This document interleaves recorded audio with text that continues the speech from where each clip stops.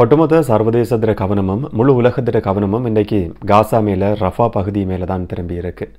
Israel நேற்று ஒரு கொடூரமான வான்வழி தாக்குதலை ரஃபா பகுதியில் இருக்கிற அகதி முகாம் மேலே நடத்தியிருந்தது. பல உலக நாடுகள் அமைப்புகள் எல்லாமே தொடர்ச்சியான கண்டனங்களை பதிவு செய்து வருது.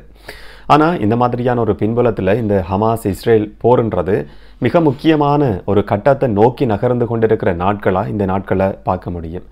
இஸ்ரேல் இராணுவம் முதல் தடவையாக காசாவுக்குள்ள மைய பகுதியில் அந்த ரஃபா பகுதிக்குள்ள போர் தாங்கிகளோட முன்னேற்றம் அடைஞ்சு கொண்டிருக்கு. அங்கே கடுமையான உக்கிரமான மோதல் ரெண்டு தரப்புக்கும் இடையில் நடந்து கொண்டிருக்கு.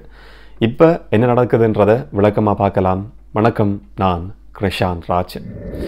மத்திய ரஃபா பகுதியிலிருந்து 2 கிலோமீட்டர் தூரத்தில் இருக்கிற தல் அல் சுல்தான் என்று சொல்லப்படுற பகுதியில் தான் ஒரு அகதி முகாம் அமைஞ்சிருக்கு. அந்த பகுதியில் தான் இஸ்ரேல் நேற்று ஒரு வான்வழி தாக்குதலை நடத்தியிருந்தது. இந்த வான்வழி தாக்குதலில் 45 பேருடைய உயிர்கள் நேற்று காவு கொள்ளப்பட்டிருந்தது அறிவிக்கப்பட்டிருந்தது. அதுக்கு பிறகும் கூட அதே இடத்துல தொடர்ச்சியான தாக்குதலை இஸ்ரேல் இராணுவம் நடத்தி கொண்டிருக்கிறதா செய்திகள் வெளியாகி கொண்டிருக்கு. இந்த சம்பவம் நடந்ததுக்கு பிறகு பல உலக நாடுகளும் அமைப்புகளும் இஸ்லாமிய நாடுகளாக இருக்கலாம், மற்ற சர்வதேச அமைப்புகளாக இருக்கலாம், எல்லாருமே கடுமையான கண்டனங்களை தொடர்ச்சியாக பதிவு செய்து வரதை பார்க்க முடியுது. குறிப்பாக இஸ்லாமிய நாடுகளோட கூட்டமைப்பாக இருக்கலாம், இல்லாட்டி ஐரோப்பிய ஒன்றியமாக இருக்கலாம், வேறு நாடுகள் தனித்தனியையும் கூட கடுமையான எதிர்ப்பை இஸ்ரேலுக்கு பதிவு செய்து வரதை பார்க்க முடியுது. இதை சமாளிக்கிறதுக்காக இஸ்ரேல் பிரதமர் பெஞ்சமின் நெட்டன்யாகு இப்போ சில விஷயங்களை சொல்லியிருக்கிறாரு. இது ஒரு மோசமான துயரமான சம்பவம், என்ன நடந்ததுன்னு சொல்லி கண்டுபிடிக்கிறதுக்காக நாங்கள் விசாரணைகளை நடத்துவோம். ஆனால் எங்களுடைய இலக்குகள் அடையும் வரைக்கும் எங்களுடைய நடவடிக்கைகளை நிப்பாற்ற எண்ணம் எங்களுக்கு இப்போதைக்கு கிடையாதுன்ற விஷயத்தையும் இஸ்ரேல் பிரதமர் பெஞ்சமின் நெட்டன்யாகு தெளிவாக சொல்லியிருக்கிறத பார்க்க முடியுது.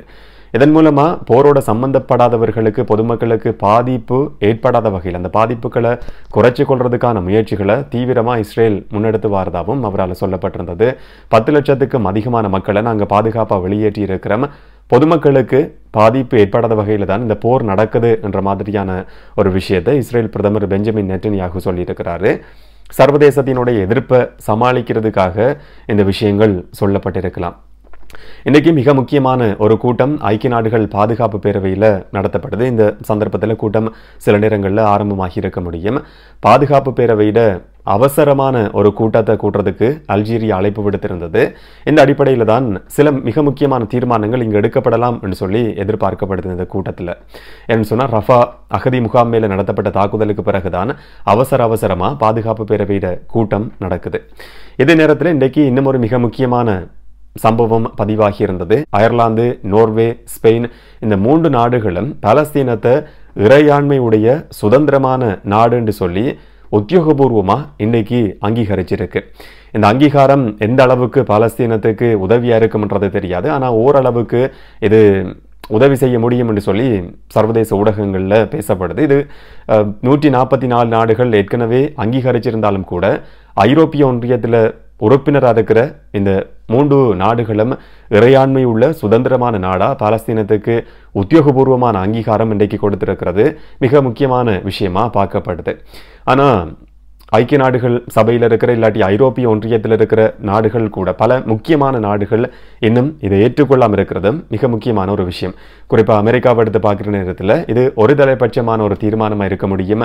2 தரப்புகளும் பேச்சுவார்த்தை மூலமாக தான் இந்த பிரச்சனையை தீர்த்து கொள்ளணும்னு சொல்லி அமெரிக்கா சொல்லியிருக்கு.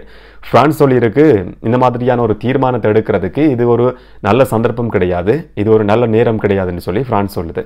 ஜெர்மனை பொறுத்த வரைக்கும் இஸ்ரேலுக்கும் ஜெர்மனுக்கும் இடையிலான உறவுன்றது இன்னும் நெருக்கமடைஞ்சிருக்கு.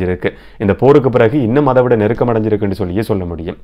யூகே, ஆஸ்திரேலியா மாதிரியான நாடுகளை எடுத்து பார்க்குற நேரத்தில் நாங்கள் அதை கன்சிடர் பண்ணுறோம், யோசிச்சு கொண்டிருக்கிறோம் என்ற மாதிரியான ஒரு தகவலை தான் இந்த யூகேயும் ஆஸ்திரேலியாவும் சொல்லி இருக்கிறத பார்க்க முடியுது. ஆனால் இந்த மிக முக்கியமான 3 நாடுகளும் இப்போ பாலஸ்தீனத்தை சுதந்திரமான இறையாண்மை இருக்கிற நாடா அங்கீகரிச்சிருக்கிறது ஒரு மிக முக்கியமான செய்தி. சர்வதேச அளவில் பாலஸ்தீன ஆதரவாளர்களுக்கும் இது ஒரு சந்தோஷமான செய்தியாக இருக்க முடியும். குறிப்பாக 1967ஆம் ஆண்டுக்கு முதல்ல இருந்த எல்லைகளில் ஏதாவது மாற்றம் ஏற்படுத்தப்படுறதா இருந்தால் ரெண்டு தரப்புகளும் பேச்சுவார்த்தை மூலமாக தான் அதை தீர்த்து கொள்ளணுமே தவிர அதுக்கு முதல்ல இருந்து அந்த எல்லைகளில் ஏதாவது மாற்றம் ஏற்படுத்தப்படுமா இருந்தால் அதுக்கு நாங்கள் உடன்பட மாட்டோம்னு சொல்லி ஸ்பெயின் வெளிப்படையாக பகிரங்கமாகவே இன்றைக்கு ஒரு அறிவிப்பு வெளியிட்டிருக்கு. 1967 போரில் தான் கிழக்கு ஜெருசலம் இல்லாட்டி இந்த காசா ஸ்ட்ரிப், காசா முனைப்பகுதி, வெஸ்ட் பேங்க் இது எல்லாத்தையுமே இஸ்ரேல் கைப்பற்றி கொண்டிருந்தது. பல அரபு நாடுகளோட இஸ்ரேல் போராட வேண்டியிருந்தது. கிட்டத்தட்ட ஒரு கிழமை அந்த போர் நீடிச்சு அதுக்கு பிறகுதான் இந்த மிக முக்கியமான பகுதிகளை எல்லாம் இஸ்ரேல் தங்களுடைய இறையாண்மை இருக்கிற ஒரு பகுதி என்று சொல்லி கைப்பற்றி வச்சிருக்கு. அதுக்கு முதல்ல இருந்த எல்லை பகுதி தான் சரியானது என்று சொல்லி பல நாடுகள் இன்றைக்கு வரைக்கும் வாதிட்டு வருது. அதுல மிக முக்கியமான ஒரு நாடு தான் ஸ்பெயின் கூட.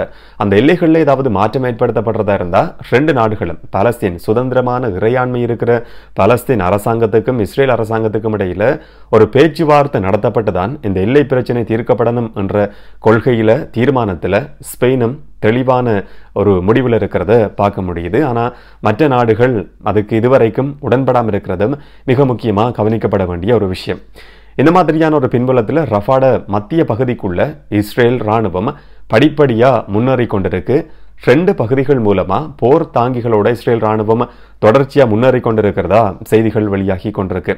குறிப்பாக பிலடெல்பி என்று சொல்லப்படுற அந்த பகுதி மூலமாகவும் ரெண்டாவது ரஃபாட கிழக்கு பக்கமாக இருக்கிற பகுதி மூலமாகவும் அல் அப்டா என்று சொல்லப்படுற சுற்றுவட்ட பகுதி மூலமாகவும் இஸ்ரேல் இராணுவம் போர் தாங்கிகளோட முன்னேற்றம் அடைஞ்சு கொண்டிருக்கிறதா செய்திகள் வெளியாகி இருக்கு.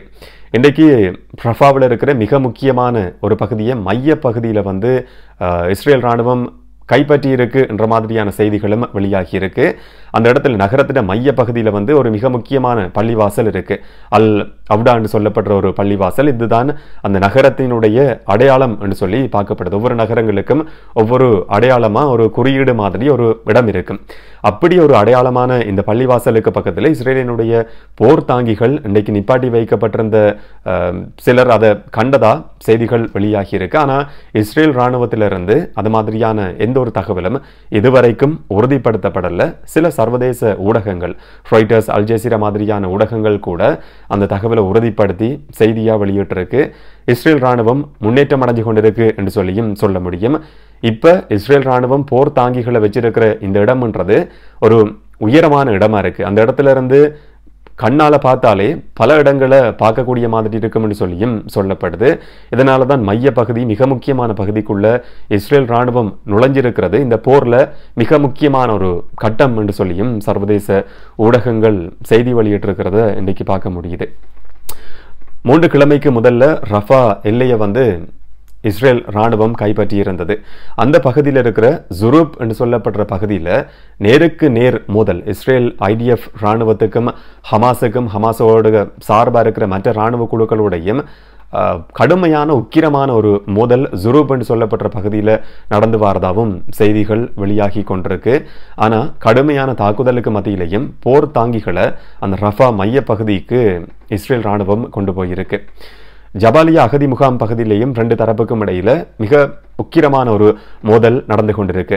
குறிப்பா கசாம் படைப்பிரிவும் அதோட சேர்த்து இஸ்லாமிக் ஜிஹாத் அல் குட்ஸ் படைப்பிரிவும் இந்த போர்ல ஈடுபட்டு வரதா செய்திகள் வெளியாகி கொண்டிருக்கு. இஸ்ரேலால் அனுப்பப்பட்ட குவாட்காப்டர்களை, அதிநவீனமான கேமராக்களை கொண்ட குவாட்காப்டர்கள், ட்ரோன்களை நாங்கள் சுட்டு வீழ்த்தி இருக்கிறோம் என்று சொல்லி ஹமாஸ்ட கசாம் படைப்பிரிவு இன்றைக்கு அறிவிச்சிருந்தது. ஜபாலியா என்று சொல்லப்படுற அந்த அகதி முகாம் பகுதியில் ஹமாஸ்ட 3 படை அணிகள் தொடர்ச்சியான உக்கிரமான மோதலில் ஈடுபட்டு வரதா போர் கண்காணிப்பாளர்களை மேற்கோள் காட்டி சர்வதேச ஊடகங்கள் இன்னைக்கு செய்தி வெளியிட்டிருக்கு. இதுவரைக்கும் இஸ்ரேல் சொல்லி வந்த விஷயம், இந்த இடத்துல ஒரே ஒரு படைப்பிரிவு மட்டும்தான், ஹமாஸ்ட படைப்பிரிவு மட்டும்தான் போராடுது என்று சொல்லி அதை எதிர்த்து நாங்கள் போராடுறோம் என்று சொல்லி இஸ்ரேல் சொல்லி வந்தது. ஆனால் ஹமாஸ்ட 3 படைப்பிரிவுகள் அந்த இடத்துல உக்கிரமான தாக்குதல்களை தொடர்ச்சியாக நடத்தி வரதாகவும் சர்வதேச போர் கண்காணிப்பாளர்கள் சொல்றதா ஊடகங்களில் செய்திகள் வெளியாகி கொண்டிருக்கு. இந்த மோதல் காரணமாக கடந்த 20 நாட்களில் மட்டும் 1 மில்லியன் மக்கள், 10 லட்சம் மக்கள் தங்களுடைய இருப்பிடங்களை விட்டு இடம்பெயர்ந்திருக்கிறாங்க. இதில் பலர் அடிக்கடி திரும்ப இடம்பெயர்ந்தவர்கள். ஒரு இடத்துல இருந்து இடம்பெயர்ந்து தற்காலிக கூடாரம் அமைச்சு தங்கியிருப்பாங்க. திரும்ப அந்த இடத்துல தாக்குதல் நடத்தப்படும். அந்த இடத்துல இருந்து பாதுகாப்பு தேடி இன்னும் ஒரு இடத்துக்கு போவாங்க. இந்த மாதிரி சில குடும்பங்கள் 10 தடவைகள் உள்ளக ரீதியிலேயே இடம்பெயர்ந்திருக்கிறதா சொல்லப்படுது. அடிக்கடி இடம்பெயர வேண்டிய நிலைமை உருவாகி இருக்கு. இந்த மாதிரியான 10 லட்சம் மக்கள் இந்த கடந்த ஒரு சில நாட்களுக்குள்ள மட்டும் இடம்பெயர்ந்திருக்கிறதா ஐக்கிய நாடுகள் சபையை மேற்கோள் காட்டி சில தகவல்கள் வெளியாகி இருக்கு. இந்த ஹமாஸ் இஸ்ரேல் போர் சம்பந்தமான காணொளிகளை பார்க்குறவர்கள் இந்த யூடியூப் சேனலில் பார்க்குறவங்களுக்கு வேறு நிலைப்பாடுகள் இருக்கும்ன்றது எனக்கு தெரியும். ஆதரவு எதிர்ப்புன்றது எப்படியான நிலைப்பாடுகளும் இருக்க முடியும். பெரும்பாலானவர்கள் ஆதரிப்பாங்கன்றதுக்காக நிறைய பேர் விரும்பக்கூடிய செய்திகளை மட்டும் தகவல்களை மட்டும் சொல்றது என்னுடைய நோக்கம் கிடையாது. ஒரு போர் நடக்கிற இடத்துல ரெண்டு பக்கமும் பாதிப்பு ஏற்படும், ரெண்டு பக்கமும் இருந்து செய்திகள் தகவல்கள் வெளியாகும்.